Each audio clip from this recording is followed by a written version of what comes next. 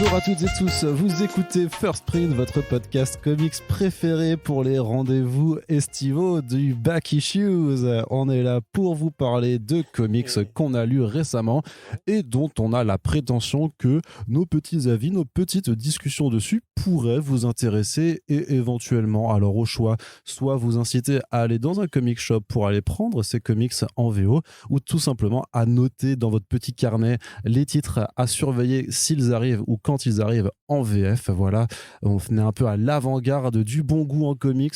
On a la prétention de le penser avec l'ami Corentin ici présent. Salut, ça va ? Ça va très bien, Corentin. Pas trop chaud ? Alors non, moi ça va, j'ai pas trop chaud. Ça va ? Tu sues un peu quand même. Ouais, mais je suis dans les bonnes conditions d'enregistrement. Catégorie oiled sur Pornhub. Je crame, voilà, effectivement. Donc on vous le rappelle, en été, j'enregistre des podcasts moi dans des conditions de sérénité. Balnéaire, ouais, très balnéaire, très Paris-Plage, très Paris-Plage. N'oubliez pas d'aller sur le OnlyFans de First Print pour voir les photos des coulisses de l'enregistrement de ce genre de podcast. Il y a sûrement des gens que ça intéresserait en plus. Carrément, mais bien entendu, contenu réservé aux adultes. Sans transition, Corentin, on va commencer à parler de comics plutôt que de s'intéresser à mon maillot de bain. J'ai envie de te dire, qu'est-ce qu'on a lu récemment ? On a lu un petit peu de tout. On est allé faire quelques pioches dans le côté, un petit peu dans la partie indépendante de l'édition américaine avec quelques nouveaux titres, ma foi, plutôt intéressants. On est aussi allé faire un petit tour du côté de DC Comics. Ça fait longtemps qu'on n'avait pas forcément parlé de titres et il y en a certains qui nous intéressaient particulièrement. Alors du gros mainstream, mais aussi un petit peu de Black Label et des projets un peu plus rigolus puisque l'été, c'est pas seulement les catastrophes climatiques et les élections législatives, c'est aussi le fun, c'est aussi les dinosaures.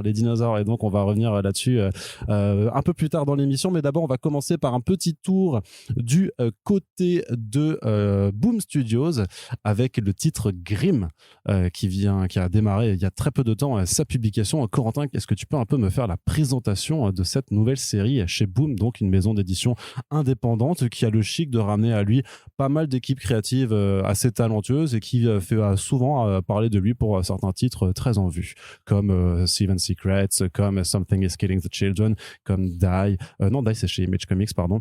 Je pense à un autre titre de Kieron Gillen, c'est Once and Future, de Kieron Gillen. Tout à fait. Et donc voilà, là d'ailleurs on est un peu dans un registre un peu dans la fantasy, enfin pas fantasy mais dans le fantastique on va dire, avec ce titre qui s'intéresse un peu de façon très curieuse, qu'on pourrait rapprocher thématiquement un petit peu de The Many Deaths of Leila Star, puisqu'on s'intéresse aussi à la mort. C'est ce que j'allais dire en fait, c'est que ça vient s'ajouter à un aggloméré de thématiques qu'on a déjà vu dans l'indé depuis pas si longtemps. Même ça m'a fait penser, tu sais, à la BD de Guillaume March qu'il avait fait en Espagne. Tu te souviens, où il y avait pareil une tu ne m'écoutes pas, une jeune femme qui allait chercher l'âme d'une jeune femme qui s'était suicidée, on en avait parlé.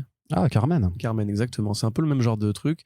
Ça a l'air plus conventionnel quand même, puisqu'effectivement on va simplement suivre une faucheuse, donc l'une des employées du système administratif de la mort qui se charge de récupérer les âmes, de les balader sur le Styx et de les emmener un petit peu comme le roi Enma devant l'espèce de procédé administratif, encore une fois, qui décide un peu de ce qui va arriver à ces âmes, paradis, enfer, on imagine, purgatoire, etc. Enfin, l'éventail classique.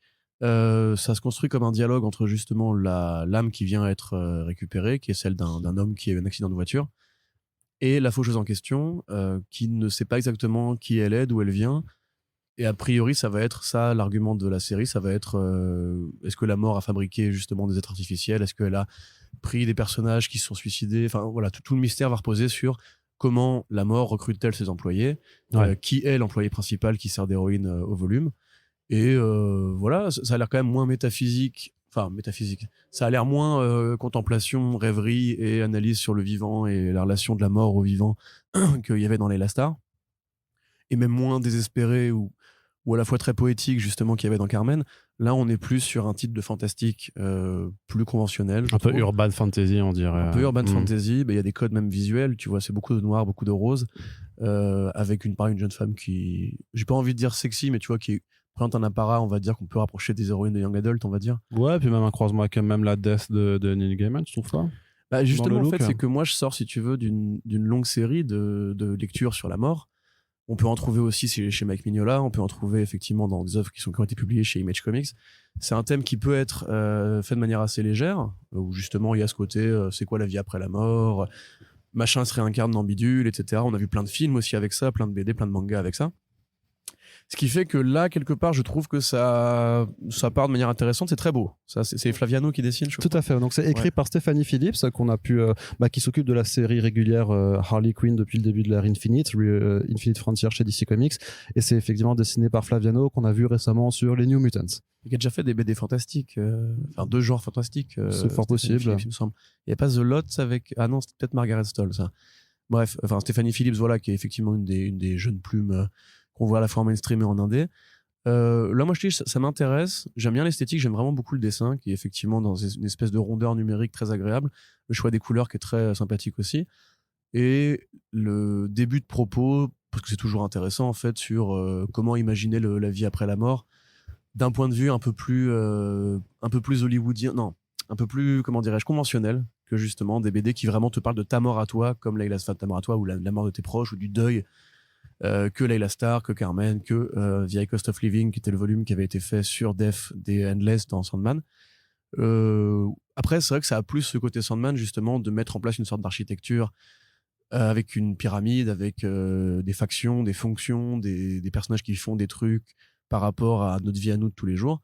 Il y a un twist à la fin qui a l'air plutôt sympathique. Moi, je suis plutôt content de ce numéro. Après, je sais pas si c'est un coup de cœur, mais par contre, en tout cas, graphiquement, c'est très agréable et quelque part, encore une fois, j'y reviens, comme on en avait parlé pour Layla Starr, moi qui suis frappé d'affreuses angoisses morbides assez paralysantes par rapport à ces sujets-là, c'est aussi agréable d'avoir un truc qui va justement pas te mettre une patate comme Layla Starr, parce que Layla Starr, il faut quand même avoir le cœur accroché pour le lire et pas justement être trop sensible sur ces sujets-là. Là, je pense que c'est beaucoup plus perméable et ça peut être une porte d'entrée sur ce genre, quelque part, parce que c'est quasiment un genre à part entière, de la BD mortifère ou de la BD de l'au-delà, on va dire.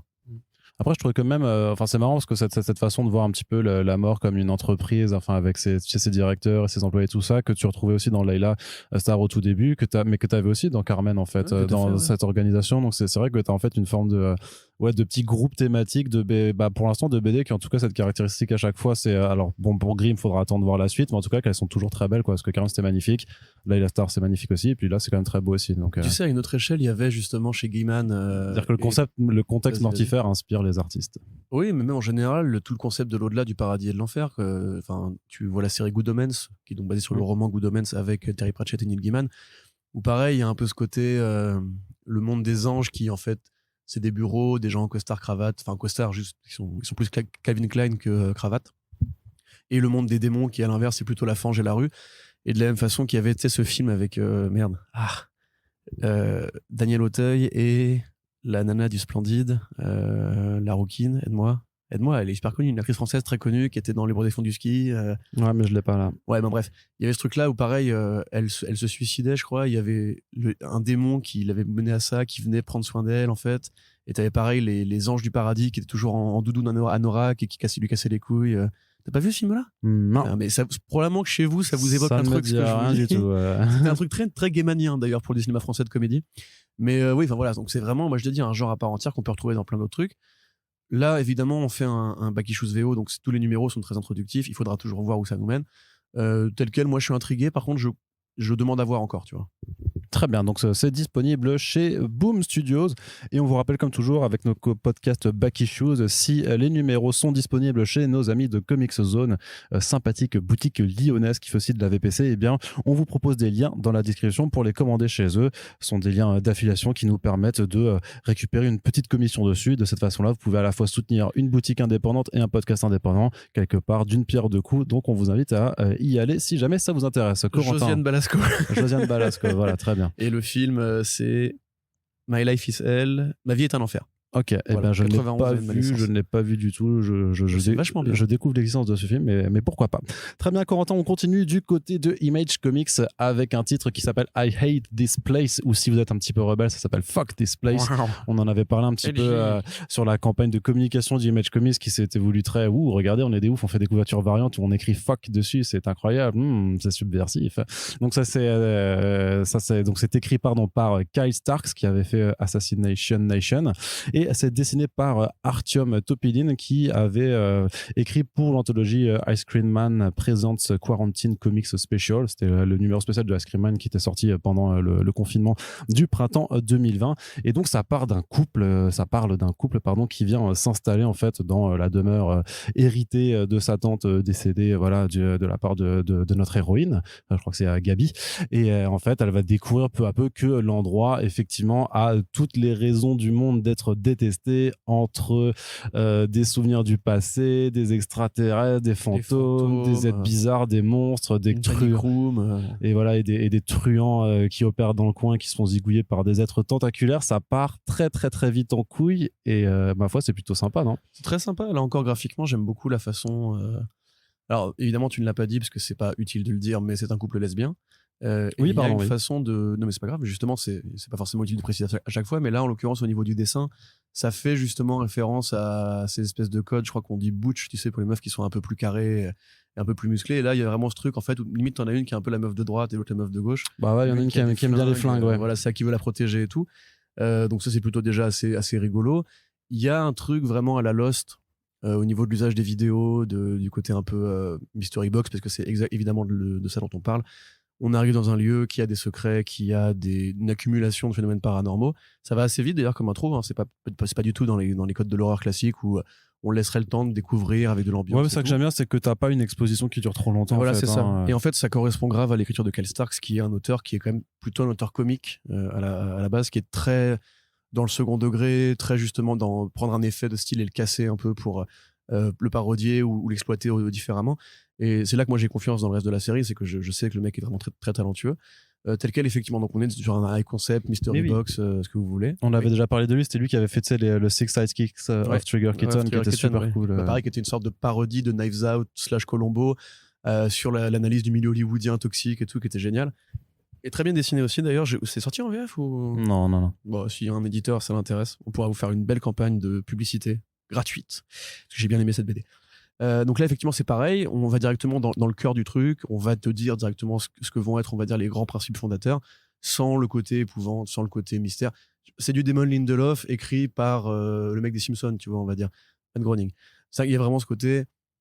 On sait très bien que vous avez l'habitude des mystery box et des high concepts, que vous savez très bien en fait que ça sert à rien d'attendre 3 numéros pour avoir un twist idiot. Voilà, moi je vous mets directement dans le bizarre et après on va voir comment ça va évoluer et on voit que les protagonistes d'ailleurs sont même assez directement à l'aise avec ça. Donc c'est un petit peu à la Joe Hill.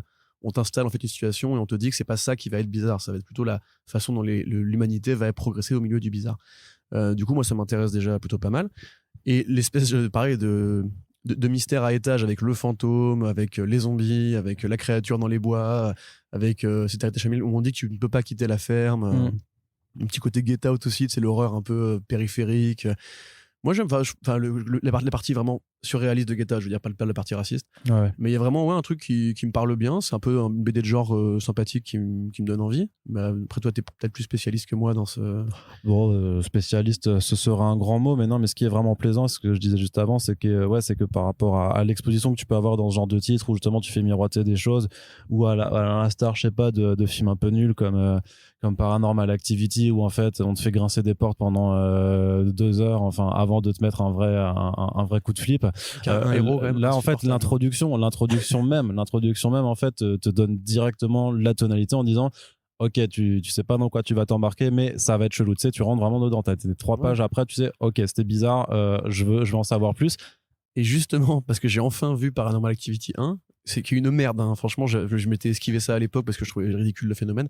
Je l'ai vu ce film, mais alors le héros, le démon, je t'emmerde, démon, viens. C'est vraiment le conte provocateur qui n'y croit pas à fond. Là, directement, les nanas, elles te disent, ouais, non, mais c'est bon, j'y crois. Il y a pas le jeu de dupe en mode, non, je trouve que c'est un accident, on nous fait une blague et tout. Là, c'est direct, non, mais c'est bon, allez, on va pas s'emmerder avec ces codes qui sont effectivement assez écrasants à mesure qu'on a progressé dans la fiction, quoi. Ouais, c'est ça. Donc non, je trouve que le dessin est hyper efficace, très bonne maîtrise, même des ambiances avec les décors, sur le bestiaire, ça réinvente pas la roue, mais je trouve qu'il y a quand même, ça dépend de quel côté. Mais en fait, ce qui est super plaisant, c'est que tu sens, en tout cas sur la promesse de ce premier numéro, c'est que ça va être généreux en fait, et que même on sait que ça fait partie un peu de leur campagne marketing, de vouloir appeler I hate this place plutôt que fuck this place, parce que bon, ils ont toujours un problème avec le mot fuck aux États-Unis, et qu'ils voulaient pas, bizarrement, ils voulaient pas se faire s'autoriser à faire le titre explicite dès le départ, ce qui est con parce qu'en plus ça la réplique elle-même intervient en fait dans le bouquin, tu vois. Donc, mais ce que je veux dire, c'est que là-dedans, c'est que tu sens dès le départ, même avec le choix de ce titre et tout ça, qu'il y avait une envie de générosité, une envie d'un peu tout envoyer bouler, tu vois. Et alors, le seul risque que ça peut comporter pour moi, c'est que ça puisse devenir fouillis, en fait. Faut voir si toutes les propositions, en fait, que c'est quand même dans des registres très différents de fantastique ou d'horreur, entre des zombies, des fantômes, des créatures maléfiques, des ovnis même. Enfin, voilà, il y a vraiment tout un tas de choses qu'on nous fait miroiter. Et donc, faut voir est-ce que Kyle Starks va réussir à bâtir quand même un plot en fait assez solide pour que tous ces éléments de bizarre tiennent la route ensemble, alors qu'ils viennent pas forcément de registres qui se mélangent forcément. Mais voilà, il y a même quelque chose. C'est vrai que dans la promo, ils disent aussi si vous avez aimé Homesick Pilot, qui était aussi publié chez Image, qui est aussi un titre de fantastique super bien foutu, qui hélas n'a pas trouvé preneur en VF, qui devait trouver un éditeur VF, mais qui pour le moment a été stoppé.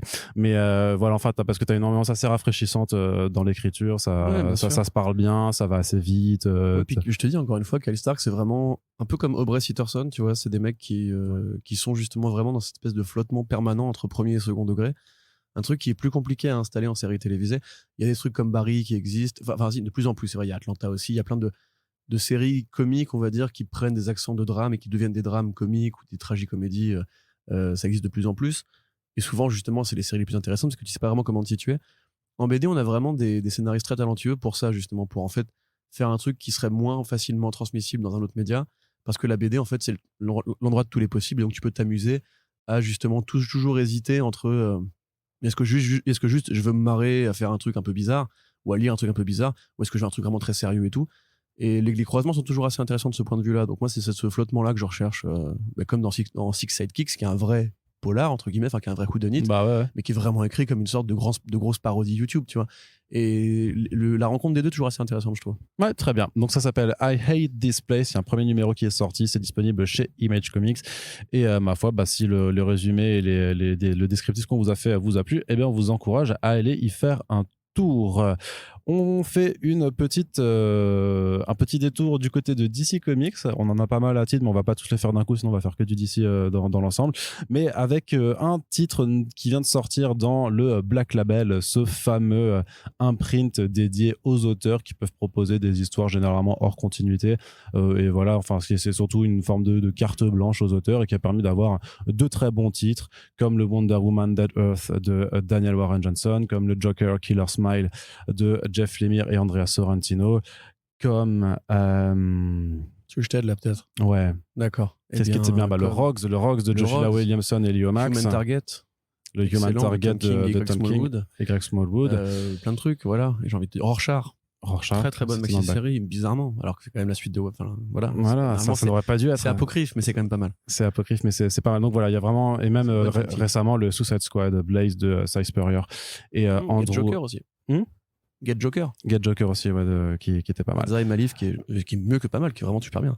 Donc voilà, de Cliff Chung, bref. Bon, voilà, il y a plein de titres. Voilà, c'est là que se trouve un peu le meilleur de la production d'ici de ces dernières années. Il faut simplement le dire. Même le meilleur de la production super-héros à mon sens.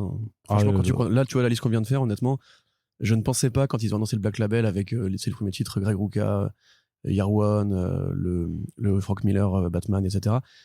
Enfin, Superman, pardon. Je croyais que ce serait vraiment juste une enclave un peu destroy pour les auteurs en continuité, on va dire, qui pourraient s'amuser. Et honnêtement, plus les titres s'accumulent, plus il y a de moins en moins de trucs achetés, quasiment tout est bon.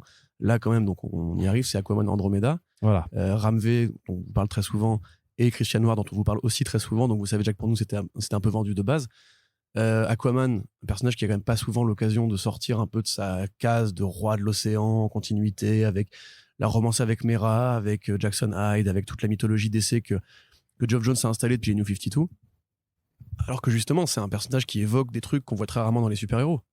Le monde marin, l'écologie, le combat entre l'eau et la Terre, parce que quand même la planète Terre est quand même constituée à majorité d'eau. Il y a tout un genre de récit qui existe par rapport. Alors qu'elle s'appelle la planète Terre, tu vois. C'est rigolo. Et pas la planète mer. Ouais, non, la planète eau. La planète eau, oui aussi. On pourrait dire la planète eau, mais on dit la planète bleue quelque part, donc ça. C'est vrai aussi. Ouais. Ça équilibre. Et justement, enfin, on a de l'Aquaman qui part dans l'horreur. Et pas que dans l'horreur, aussi dans la science-fiction, vraiment science-fiction très marquée. Du coup, je termine après, je te rends la parole. Pour le synopsis, en fait, c'est au point Nemo, en fait, qui est un vrai endroit de l'humanité qui est connu pour être le point de la Terre qui est le plus éloigné de toute civilisation. Donc, c'est un point au milieu de l'océan Pacifique, où, en fait, justement, dans cette BD-là, et apparemment, c'est un truc qui est réel, c'est là qu'en fait, la NASA et les satellites russes et compagnie calculent la trajectoire de chute quand un objet volant, un objet spatial, doit revenir sur Terre pour s'écraser parce qu'il a fini sa fonction. Donc c'est le cimetière en fait des fonds marins pour les objets spatiaux. Et arrive un objet qui n'appartient pas à l'humanité et qui s'écrase pile à cet endroit-là.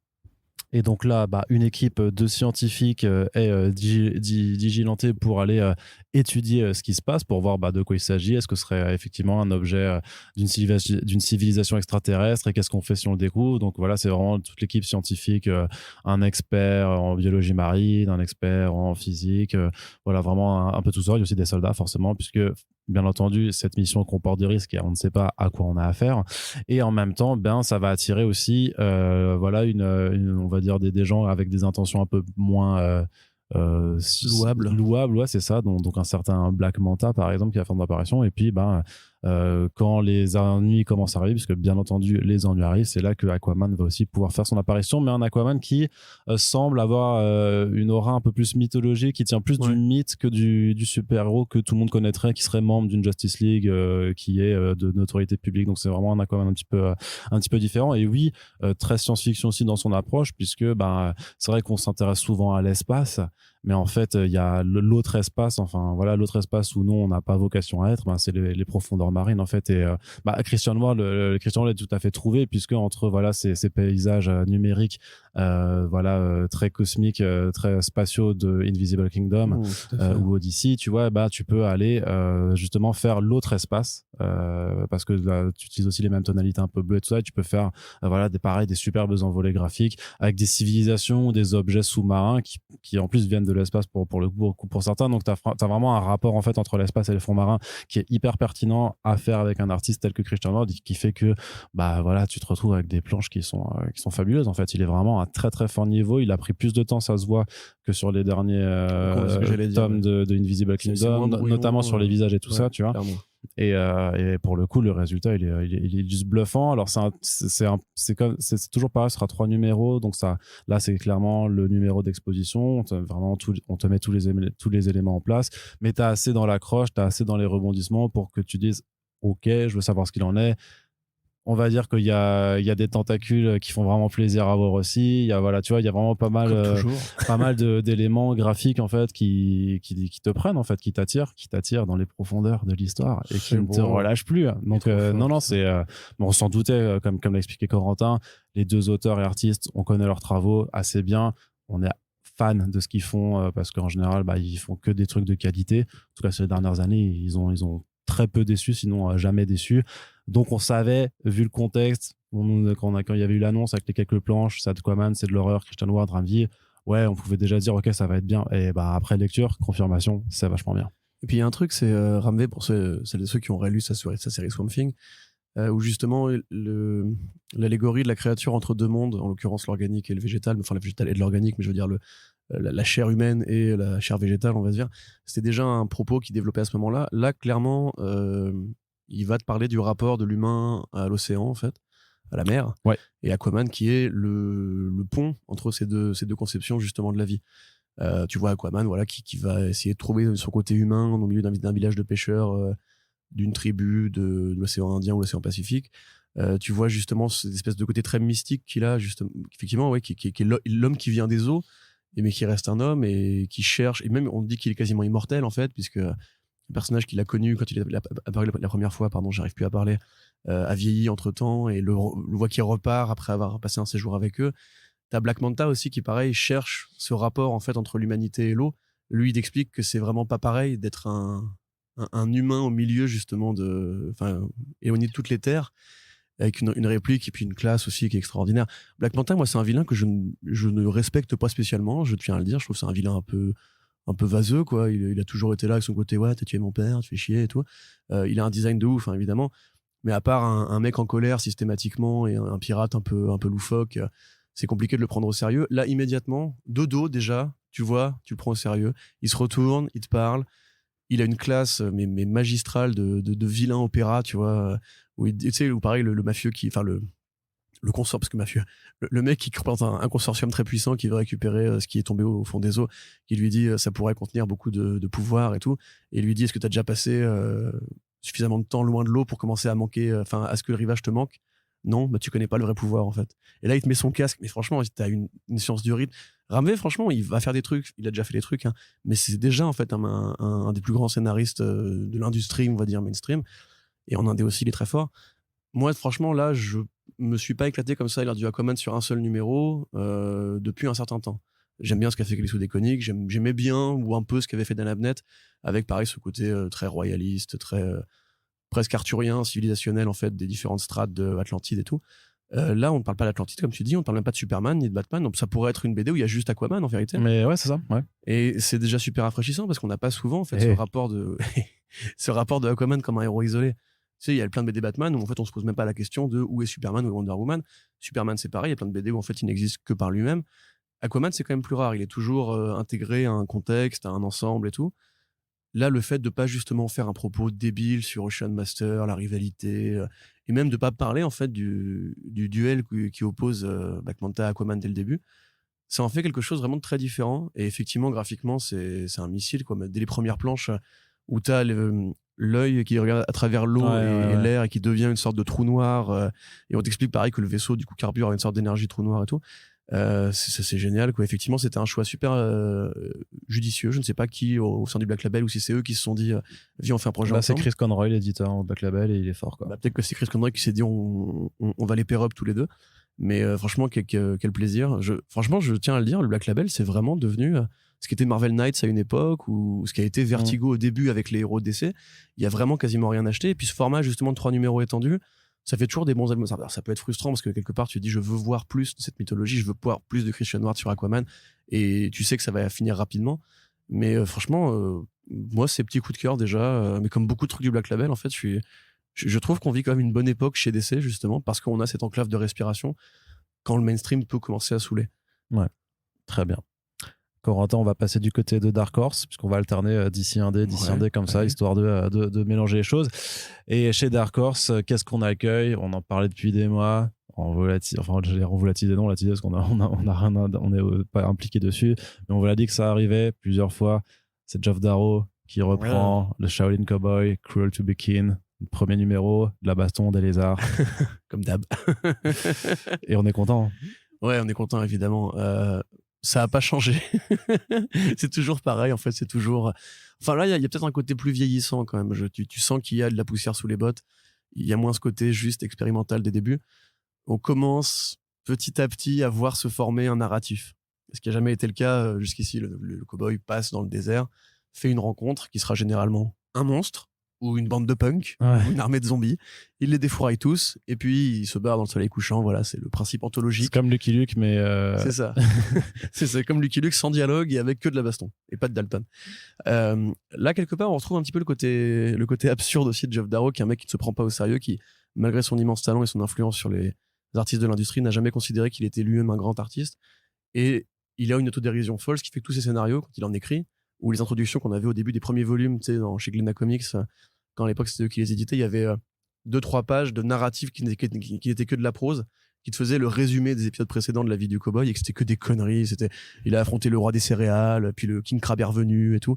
Là, quelque part, c'est mis en dialogue, donc il y a quand même plus d'interaction, où un dragon du Komodo qui vit dans une ville futuriste bizarre où il y a des tags de Trump, enfin, c'est toujours la parodie de la consommation et du côté un peu délirant de l'humanité poussé à son paroxysme. C'est toujours très détaillé dans les décors aussi. Hein. Voilà, pollution, consumérisme, vie urbaine perdue, etc.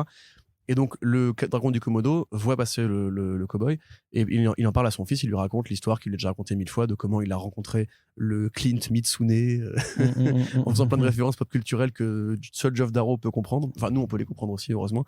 Mais apparemment, son gamin ne comprend pas.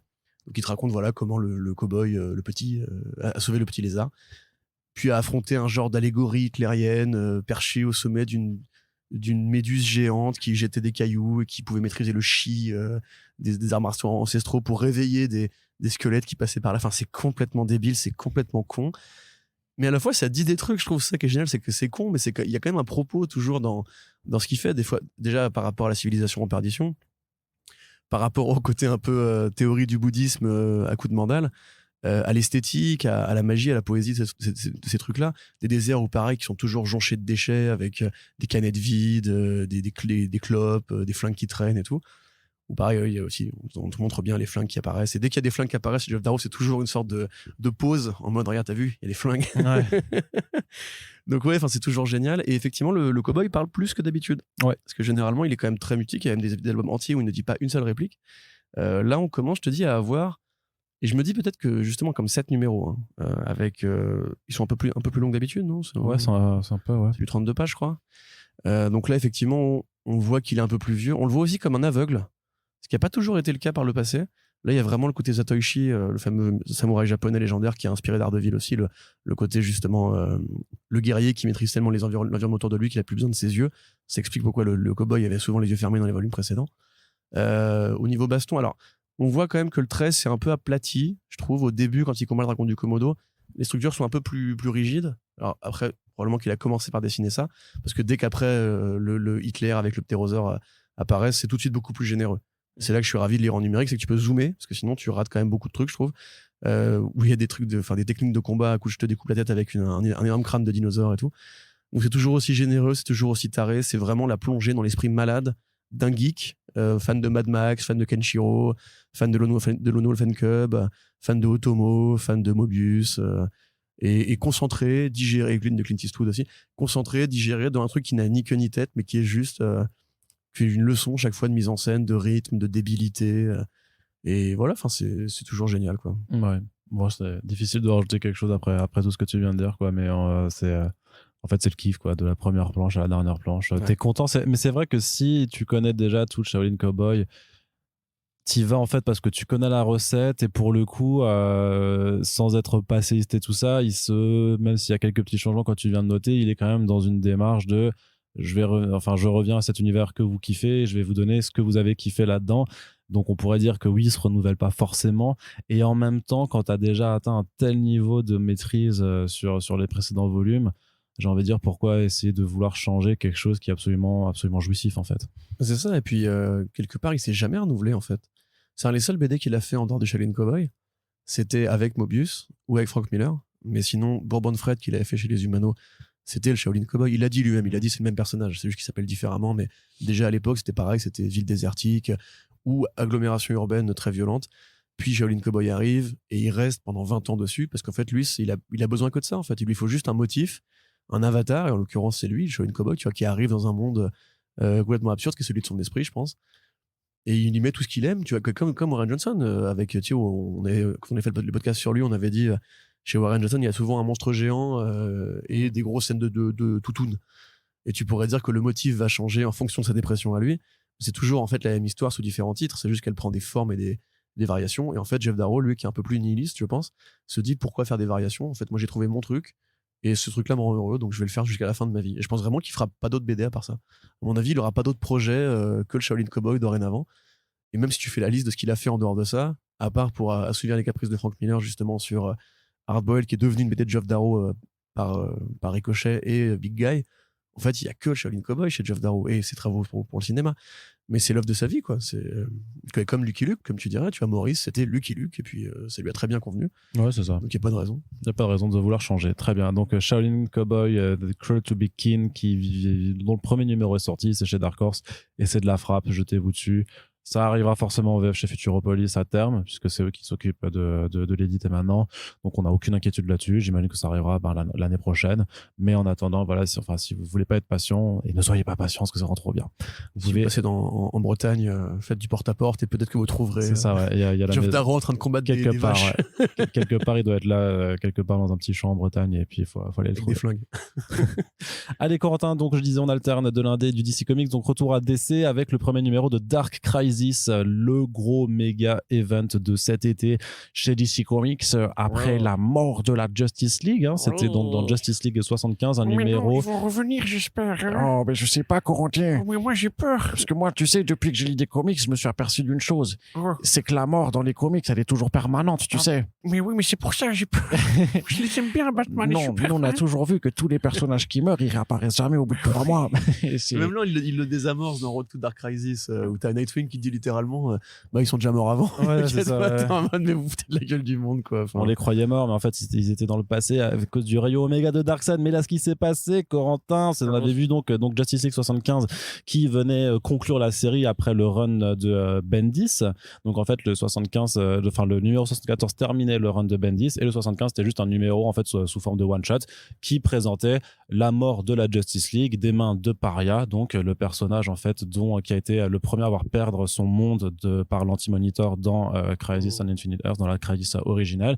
Et donc il a en fait, on t'explique qu'en fait il veut rebâtir en fait une machine en fait pour détruire en fait détruire cette terre et rebâtir le multiverse originel. Et donc forcément les membres de la Justice League lui disent Pélo, ça va pas la tête, qu'est-ce que tu fais, putain, tu vas pas casser ça tout, va pas, là. tu vas pas tuer la terre et des millions d'innocents les Strambor, là, ça nous escasse. et juste pour rebâtir un univers que tu le connaissais il y a 40 ans. Tu vas aller à Montfavet, mon petit. Et c'est ça. Et alors, et du coup, t'as pareil, Paria, il fait dis donc, moi, si je veux reconstruire le multivers, je peux le faire. Ah, il est d'Alsace. Non, il est pas alsacien, c'est plutôt C'est pour belge. ça que c'est le méchant. C'est plutôt belge. C'était belge, ça Ouais. Attends, vas-y, refais. Bah écoute, le multivers, si je veux le reconstruire, je le fais. Je crois que t'es trop alsacien, du coup, ton C'est belge peut-être- sonne alsacien. Ça, je le fais à la François, métis, peut-être. à la François Damien. Mais sinon, je peux le faire. Plus comme ça. Comment Bah, tu pourrais ça Non, je sais pas, écoute. Tu Écoute, fais alors quand il même le fait à la, des il le variations comme ça. non, mais dans le cadre, mais il le fait à l'Alsacien, il fait hey yo, si je veux reconstruire le multivers, je le fais, qu'à j'en ai rien à foutre de la Justice League, là. Je suis sûr qu'il y a des mecs qui viennent de faire pause et disent mais attends, mais je leur file de l'argent tous les mois, ces connards. Tu me casses les bottes, là, le Batman, là, moi, je veux On retrouver enchaîne. ma terre. Et donc, à la fin de ce numéro, la Justice League meurt avec Oui. d'ailleurs, c'était une super mise en Magnifique scène, référence. qui faisait référence à la Crisis on Infinite Earth. Et donc, dans un monde sans Justice League, que se passe-t-il? Eh bien, John Kent, dans ce premier numéro de Dark Crisis, donc qui est toujours écrit à part Joshua Williamson, c'est ça, c'est Joshua Williamson, oui. C'est le capitaine. Donc le capitaine de bord de la période Infinite Frontier, qui va donc voir John Kent essayer de rassembler une nouvelle Justice League façon 5G quoi, mais pas complètement, avec les nouveaux héros qui sont là puisque les membres iconiques ont disparu. Et c'est dessiné par Daniel Sampere qui du coup a bien pris du grade chez DC. Maintenant il s'occupe des méga events, donc ça fait plaisir à voir parce qu'il dessine toujours très bien. Et voilà, et c'est pour l'instant c'est encore très introductif parce qu'on a très peu de perspectives. Au final c'est vraiment juste un numéro où vraiment John Kent essaie de reconstruire une équipe. Ouais, c'est ça. Et on peut même commencer à se poser la question de est-ce que c'est pas juste une courbe qui sert en fait à canaliser l'envie du projet 5G original, enfin Generation 5. Parce que finalement, quand on voit ce qu'a fait Williamson jusqu'ici, moi je trouve ça assez intéressant parce qu'on sent que le mec est vraiment très amoureux de la continuité d'essai. Il sait manier les concepts, manœuvrer les personnages et il sait justement comment faire référence, précisément à Crisis 1 parce que Crisis 2 et 3 sont pas encore les plus référencés dans ses albums. Mais il y a vraiment voilà, ce côté nerd, continuité porn et compagnie. Mais en même temps, quand tu vois ce qu'il a fait dans 75, c'est vraiment patate contre patate. C'est les anciens trucs de l'univers DC où justement il y avait des concepts plus métaphysiques à l'époque de Morrison. Là, on n'en est pas encore là. Là, c'est vraiment juste des mandales dans la gueule. Un peu un côté dessin animé pour ados, tu sais, un peu comme le Justice League de l'époque, de dessin animé de l'univers animé à l'ancienne. Ce qui peut être à la fois plaisant parce que justement ça plaît à beaucoup de gens, enfin ça correspond au goût de beaucoup de gens, et à la fois on se demande si justement Williamson saura aller aussi loin, parce qu'une Crisis c'est justement du métaphysique, c'est pas juste une collection de personnages qui s'explique qu'en fait machin du multivers bidule il va faire ça. Donc là il faudra voir comment ça rend. Pour l'instant effectivement la promesse c'était de faire une Crisis qui serait tenue par les acolytes, par les sidekicks, qui seraient ils sont devenus adultes maintenant, et de voir si la génération suivante. Alors, je sais pas s'il y a un propos générationnel sur le défi des générations par rapport à l'effondrement ou je sais pas quoi, mais à mon avis, en tout cas, si c'est la volonté, c'est pas très clair. Donc, en fait, ça va être très premier degré. Moi, c'est ce qui me gêne un peu, c'est que même le cliff de fin du numéro, c'est même pas un cliff de fin d'ailleurs, la fin du numéro, c'est vraiment le méchant qui complote dans sa tour et tout. C'est pas encore super régalant. quand on avait commencé avec le premier numéro qui introduisait justement, c'était merde. Ah là là là là. Infinite Frontier 0. Infinite Frontier 0, voilà, exactement. On pensait qu'on allait plus loin, plus vite. Tu vois, c'est que quelque part, même là, quand il a ramené Darkseid, on s'est dit, ah tiens, Darkseid il revient et tout. Et c'était concordant avec ce qu'on voyait dans Wonder Woman, celui de Jen Bartel, où pareil, il y avait le combat final à la fin, etc. Tu disais, ah bah c'est bien, ça va être Darkseid Future qui va State, ça, revenir ouais. et tout. Et en fait, pas vraiment. Parce que justement, c'est qu'un motif rapporté encore une fois, et même Paria qui pouvait fonctionner à une époque comme une sorte de Silver Surfer de l'univers DC parce que c'est lui qui annonçait la fin des temps, et puis c'était le mec qui était originaire de la première civilisation détruite, un peu comme Galactus par l'Anti-Monitor. Là, quelque part, le retournement qu'on fait de lui, justement, qu'on en fasse un vilain. Après, Paria, c'est une figure très compliquée à manœuvrer. Moi, j'ai jamais compris exactement ce que voulait faire à l'époque Wolfman avec Paria. Voilà, là ce qu'il en fait justement c'est intéressant, mais il faut qu'il y ait du twist, pas juste un propos vindicatif du mec qui veut se venger face à sa continuité originelle. Il faudrait un petit, tu vois. Oui, parce que ça, Superboy Prime le faisait déjà de toute façon. Oui, et puis Crisis, tu vois, le premier, il y avait des variations, tu vois, il y avait l'énergie noire qui, a priori, qui était justement la Great Darkness, qui prenait Harbinger et tout. Il y avait des trucs un peu justement tragédie grecque, que là pour l'instant on voit plus le côté dessin animé que tragédie grecque.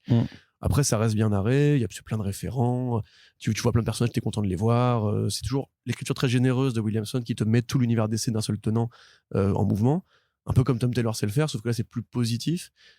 Voilà, moi je suis plutôt content pour l'instant parce que justement ça a fait ses devoirs, ça sait quoi me raconter à moi qui ai quasiment tout lu. Enfin, quasiment, évidemment, j'ai pas tout lu. Hein. Même, tu vois, par exemple, à la Great Darkness, qui est une création d'Alan Moore, on se rappelle dans Swamp Thing, justement, où il y avait le fait que Zatanna et son père ont combattu avec les sorciers la Great Darkness en parallèle dans un tie-in, justement, de Swamp Thing à l'univers, à la série Crisis, qui est évoqué par Zatanna texto dans le numéro 75. Donc, tout ça, c'est très bien, je suis content. La présence de Hal Jordan, qui est un peu le dernier daron, tu vois, qui arrive, qui tape dans le dos, allez, c'est votre tour, les petits gars. Il l'appelle même Uncle Hal, tu vois, ce qui est trop mignon. Voilà, moi ça me plaît jusqu'ici, mais ça me plaît vraiment parce que je suis un fan, tu vois, je suis un fan premier degré. Je pense que si t'es pas un fan premier degré, si tu connais pas bien d'ici depuis quelques années, c'est ça. Je pense que t'as un peu, c'est pas forcément que t'es largué parce que je trouve que c'est assez accessible quand même, mais clairement je pense que ton implication émotionnelle elle est moindre. Puis c'est gavé d'exposition. Hein.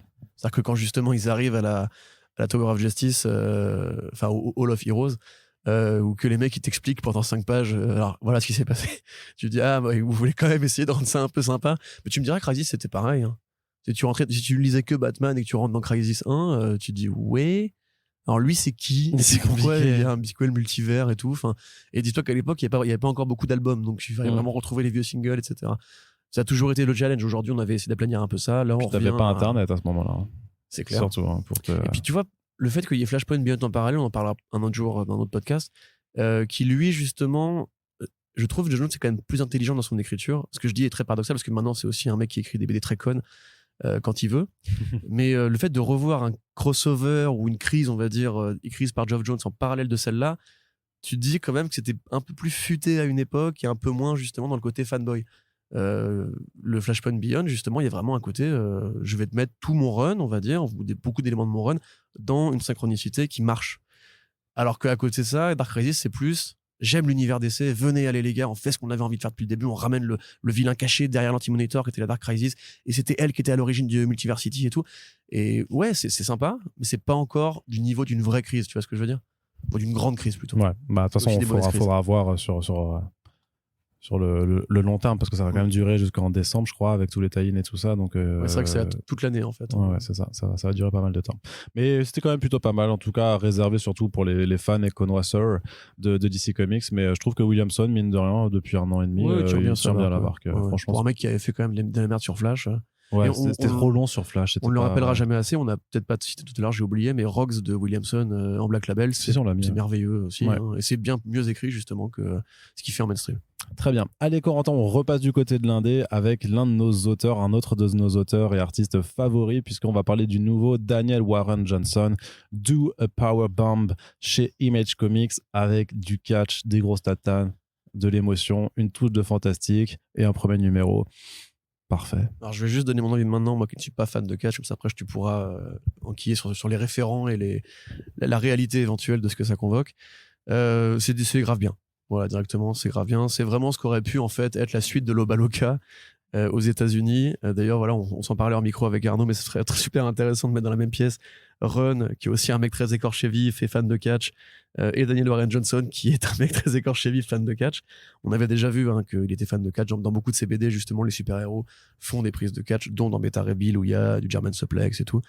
Donc là, voilà, ça commence. C'est effectivement une catcheuse japonaise qui affronte un catcheur qui est présenté comme un vilain. Donc Arnaud pourra vous expliquer, à vous qui n'êtes peut-être comme moi pas fan de catch, à quoi ça fait référence. L'accident bête, et effectivement, voilà, après on passe le relais à une génération suivante. Un petit côté ultra méga aussi d'ailleurs là-dedans, je trouve. Directement, c'est désespéré, ça prend le sujet du catch très au sérieux. Et moi, d'ailleurs, sans être expert, je sais quand même que c'est un métier où il y a une durée de vie qui est très courte. Il y avait des reportages qui avaient été faits là-dessus, notamment au sein de la WWE, où en fait on t'expliquait que les catcheurs, un peu comme les chauffeurs Uber, en fait, sont considérés comme des fournisseurs indépendants, merci, et pas comme des employés, ce qui fait qu'ils n'ont pas le droit à des quotas de santé, et qu'il y a beaucoup de catcheurs en fait qui crèvent super tôt parce que toutes ces cascades, ça leur bousille le corps, la muscu, etc., ça leur bousille le corps, et qu'en fait le côté mortifère, on en parle très peu parce que c'est un sport qui est festif, c'est un sport qui est joyeux, c'est un sport qui a un côté vraiment défouloir. C'est un sport spectacle avec une starification de ces athlètes qui est poussée jusqu'au bout. Alors que là, lui, il va directement dans le dur en fait et il dit mais c'est aussi un métier dangereux. Alors après, il y a effectivement un twist à la fin. Et on va dire que le twist était dans le pitch annoncé de départ, hein, mais en fait, il nous refait un Murder Falcon. Un Murder Falcon, c'était quoi? C'était moi. Parce que là, les gens ils vont croire qu'il y a un mec à tête de faucon qui arrive. Non, là c'est un lézard. Là, grosso modo, dans Murder Falcon, vous aviez en fait ce côté dépression, spleen du quotidien, à travers la musique, parce que Johnson est aussi un musicien. Et on emballait tout ça dans un truc fantastique où le groupe, quand il jouait, il invoquait des monstres qui bastonnaient d'autres monstres et tout. Le Murder Falcon, en l'occurrence, qui était l'énergie du riff de guitare du héros. Là, c'est pareil. En fait, on t'explique que grosso modo, les combats vont avoir une portée fantastique qui ne sera qu'une allégorie, hein, évidemment, avec voilà toute cette mise en scène totalement métal justement qu'aime bien Daniel Warren Johnson. Donc franchement super bien comme d'hab. Graphiquement c'est qu'est-ce que tu veux dire, voilà, je sais que c'est pas un style qui plaît à tout le monde, mais personnellement je trouve ça vraiment merveilleux. Ça ressemble pas à du comics justement comme Xermanico ou comme Sampere. C'est vraiment un style qui est unique, qui lui appartient, qui même commence, je crois deviner, à inspirer un peu des clones. L'héroïne, enfin en tout cas la catcheuse du début, c'est vraiment Wonder Woman de Dead Earth, voilà, avec cette bouille trop adorable qui est à la fois dans la fragilité, dans la force, dans le muscle, ce costume qui pareil fait très Wonder Woman aussi, cette élégance naturelle, enfin tout est bien dessiné. La scène dans la chambre de la gamine avec l'espèce d'effet fisheye qui est super réussi. Enfin ce sera comme d'hab un truc qu'il faudra lire, j'imagine avec le cœur un peu accroché parce que c'est toujours des BD très désespérés, on va dire. Enfin c'est pas le bon terme, pas désespéré, mais écorché vif, voilà justement. Et sur un thème qui, moi, effectivement, peut m'intéresser s'il est fait en bande dessinée beaucoup plus que s'il est fait en vrai. J'avoue, j'ai déjà essayé de mettre des matchs de catch, ça ne m'intéresse pas. Par contre, le côté, justement, que j'aime dans Motafukaz, c'est que je trouve effectivement que c'est un sport qui est très coloré, qui est très haut en couleur, qui est coloré. C'est de la scène, c'est de la mise en scène, en fait. Ouais, c'est ça. Et puis les mouvements qui sont très acrobatiques et tout. Pour moi, c'est une évidence que ça devait être fait en BD, en général. Voilà, je te laisse maintenant le mic. Bon, je sais pas quoi forcément rajouter, mais c'est vrai que par rapport au catch, en fait, ce qui est et on va dire l'affinité que tu peux avoir par rapport à la bande dessinée américaine et aux super-héros, c'est que de toute façon les catcheurs sont des super-héros. C'est des personnages de films, c'est des personnages de BD. Ils ont leurs caractéristiques, ils ont leur personnalité, ils ont leur leitmotiv. Et c'est en gros ce qui te présente à chaque fois entre les. En fait, limite. Et moi, je sais que j'ai déjà dit dans des podcasts où j'ai toujours. Quand je parlais de mon rapport au catch, où en fait, moi, j'ai appris à comprendre vraiment le phrasé américain en regardant le catch, en téléchargeant directement les émissions de la WWE en torrent et tout ça à l'époque. Et à la fin, c'est tel qu'en fait, je regardais juste les dialogues et je passais les combats. Parce qu'en fait, moi, ce qui m'intéressait vraiment, c'était vraiment les développements. Non, je te jure. Et ce qui m'intéresse. Il fait ça pour les pornos aussi, il faut le savoir. Hein, ouais, c'est ça. Je m'intéresse que au dialogue. L'écriture est incroyable. Et non, mais vraiment, et c'était vraiment en fait. Et moi, je voulais vraiment savoir si John Cena allait garder son titre de champion du Heavyweight Championship. Je voulais savoir pourquoi Randy Orton il était vénère contre Edge et tout ça, si leur mariage ça allait tenir. Enfin voilà, t'es vraiment. Mais parce que en plus, ils ont une façon très théâtrale en fait. Ils parlent lentement, donc ça franchement, je te jure, ça t'aide énormément à bien comprendre en fait comment parlent les Américains. et souvent avec des thématiques qui se retrouvent, avec des gimmicks, avec des voilà, ils ont tous leur musique d'intro, ils ont leur catchphrase, voilà, il y a clairement des gens qui sont identifiés comme vilains et héros. John Cena, c'était vraiment le patriote américain US, il arrivait en trucker à un moment donné sur ouais, mais ils arrivent, voilà, ils font plein de trucs, tu vois, et puis c'est vraiment le bon gars, quoi. Et donc voilà, mais en fait, mais il y a une logique en fait à vouloir en fait faire de la bande dessinée, faire du comics en fait avec ce genre de contexte et ce genre de personnages, parce que en fait, bah, de toute façon, c'est des personnages de fiction. Le catch, c'est vraiment une forme de sport fiction théâtre. Qu'on peut apprécier ou pas, puisque c'est cheaté, en effet, c'est triqué, enfin voilà, c'est pas du vrai, ils se battent pas forcément vraiment, mais il faut quand même savoir que c'est une forme de chorégraphie en fait, hein, c'est des athlètes qui font du cirque quoi, c'est de l'acrobatie. Ouais. Mais de l'acrobatie, on t'apprend quand même à dire bon, tu vas quand même te faire jeter d'une échelle pour atterrir sur une table. Ne faites pas ça chez vous, tu vois, faut quand même un entraînement, et effectivement ça brise des os. Enfin, le film The Wrestler était quand même vachement bien aussi par rapport à où il montre en plus la dimension un peu trucage et tout ça. Donc voilà, Daniel Warren Johnson, il est fan de ça, donc ça se comprend parfaitement quand tu lis. Ça se voyait déjà dans d'autres de ses œuvres par rapport à certaines bastons qu'il pouvait mettre en scène, et donc là on est juste sur du Daniel Warren Johnson qui est en plein dans son élément, qui arrive toujours à faire des scènes qui sont incroyables graphiquement. Enfin, c'est juste beaucoup trop bien travaillé, des personnages hyper charismatiques.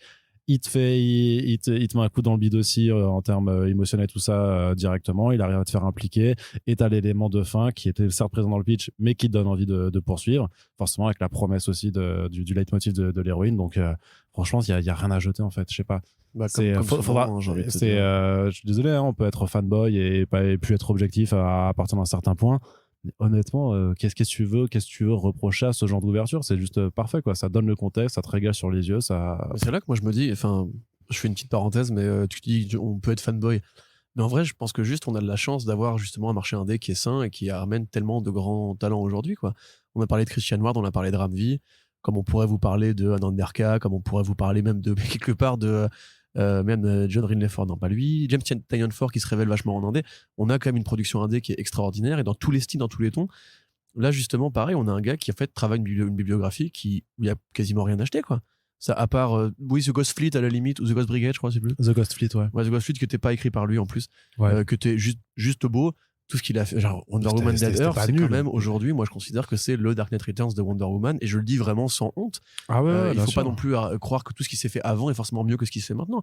Évidemment, c'est pas aussi révolutionnaire que les 16 cases de comics en MS et justement la lecture moderniste qu'avait Miller à l'époque. Par contre, au niveau de ce que ça raconte sur le personnage, et même par rapport aux propos qu'on peut avoir sur l'humanité aujourd'hui, c'est ultra pertinent.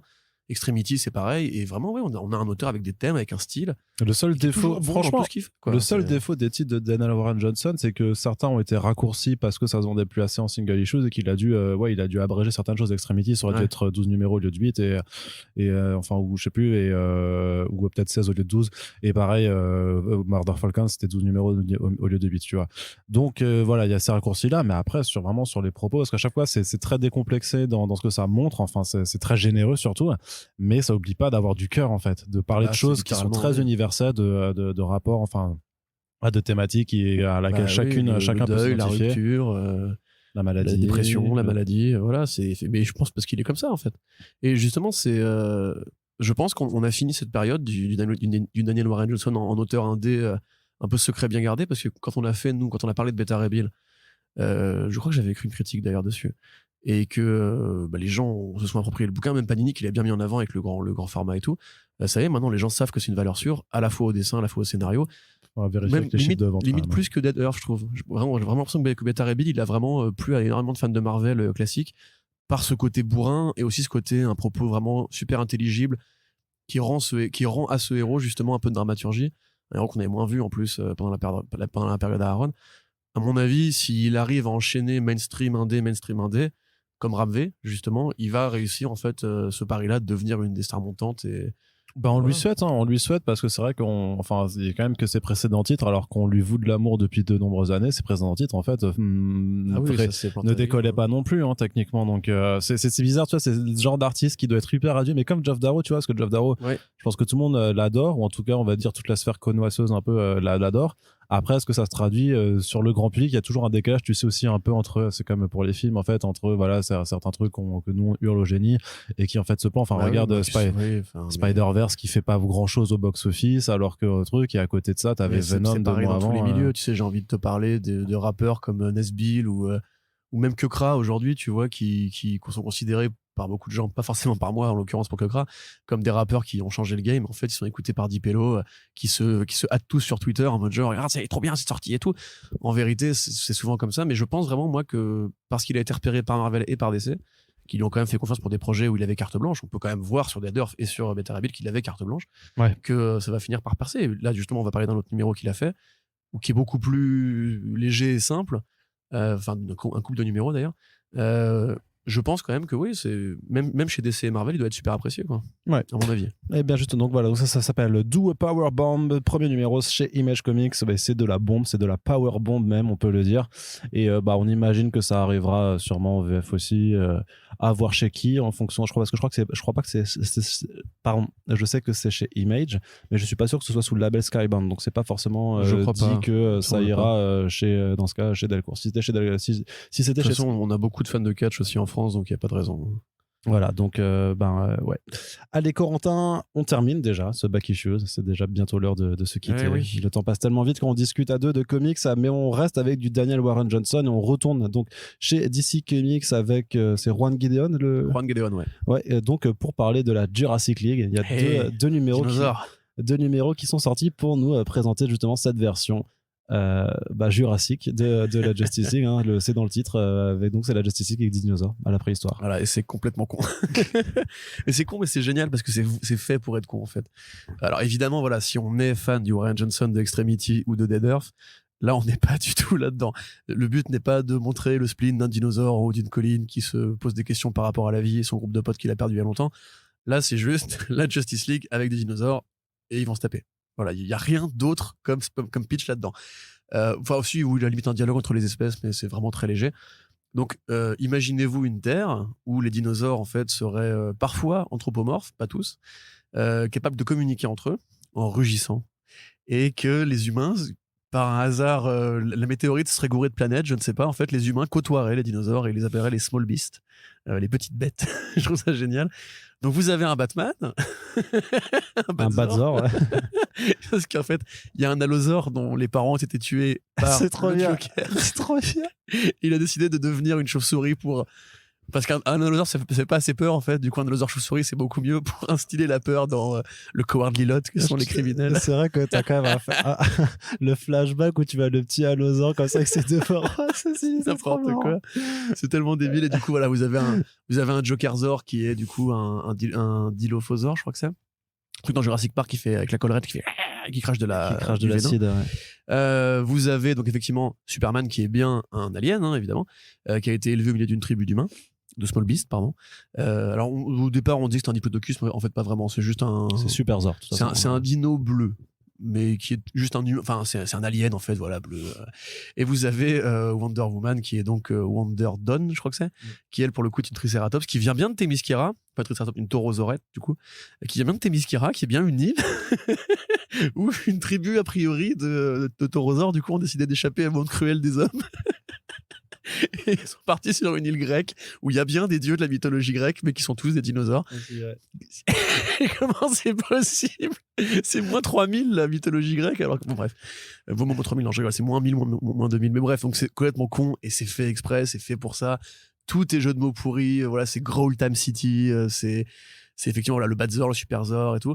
T'as Giganta, t'as plein de vilains et t'as River Slash. T'as River Slash et merde, j'ai oublié c'était qui le grand vilain. Bon après ça, j'allais dire que c'est un spoil. C'est c'est Atrocitus, mais du coup ils l'ont transformé en un autre truc. Atrocitosaure, un truc comme ça probablement. Mais bref, bon, voilà, c'est évidemment un délire régressif qui s'inspire de Extreme Dinosaurs, qui s'inspire des Tortues Ninja, qui s'inspire de toutes ces cartoons des années 90. Où à l'époque il y avait eu la mode du dinosaure qui était même arrivée un tout petit peu en amont de Jurassic Park et qui après été maximisée par Jurassic Park où il y avait des cartoons, il y avait les Dino Rangers, Dino Riders pardon, Cadillac et Dinosaur, le cartoon basé sur Xenozoic Tales. À l'époque tout le monde aimait les dinosaures, c'était génial, j'adore, je suis de cette génération et si vous ne l'avez pas connu et que vous trouvez que c'est ridicule les dinosaures, eh bien Eh bien, j'ai rien à vous dire de très poli. Donc là, évidemment, c'est forcément un kiff de gamin.